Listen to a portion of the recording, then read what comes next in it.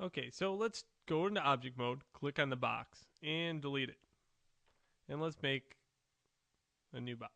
And let's go for a sphere this time. Let's change up things. Be saucy about it.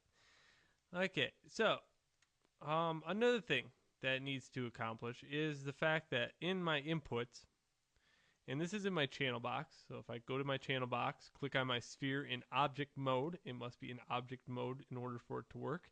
Go to polysphere inputs.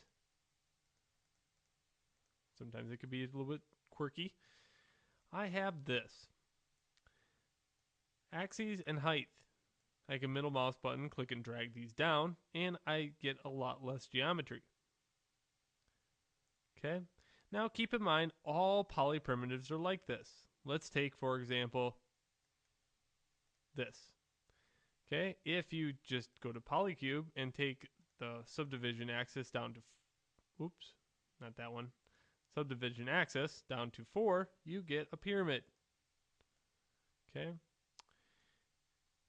And if you're in your top view, okay, all these, if you know geometry, are at a 45-degree angle. So, what if I just kind of rotated it a little bit and went up here and typed in negative 45?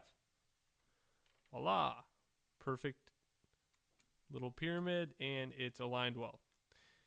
Okay, and also I can just say maybe I want to keep it that way, modify, freeze transformation, and it'll always be that way. See? So now when I scale, rotate, and move, it's at that new rotation. Okay. In later lessons, I'll show you the goods and bads of these polyprimitives, being that they are triangles. Ooh, okay. And as I said, I don't cover triangles, but in polyprimitives, you have kind of no choice at the matter until I show you how to make polyprimitives that make sense. Okay, now you have the power to move, rotate, and scale vertexes, edges, and faces. You have the power to go into any primitive and make it into something else, giving it more or less polyprimitive components that you can move, rotate, and scale. That's a lot of power. Okay, and that's all the power I'm going to give you within the lesson, because that way you'll get totally familiar with how to do this stuff. So the lesson is this. You can pick an object. I don't care if it's a boat, plane, train, automobile, sword, shield, doesn't really matter, as long as it has, of your challenge. In other words, if you feel that you have the ability to make a boat, make a boat. If you have the ability to not make a boat and make a chair and tables, let's say you're a complete noob, that's fine. I'm not going to judge you upon building the Taj Mahal compared to a table or fork. But just saying that, challenge yourself. Don't just build a fork and then say I'm done, I can go home, because that's not how this class works. I will make you do a lot of forks or something else depending on what you have. So, that's my little spiel. All right, so now on to the lesson. Just build me an object out of primitives. Okay, and I gave you a few examples: swords, shields, knives, forks, whatever.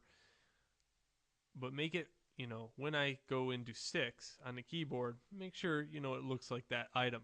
And, here's the deal. You can have the items that are staggering on top of each other. Okay, so, if this item was like to be on top of this, which would be here.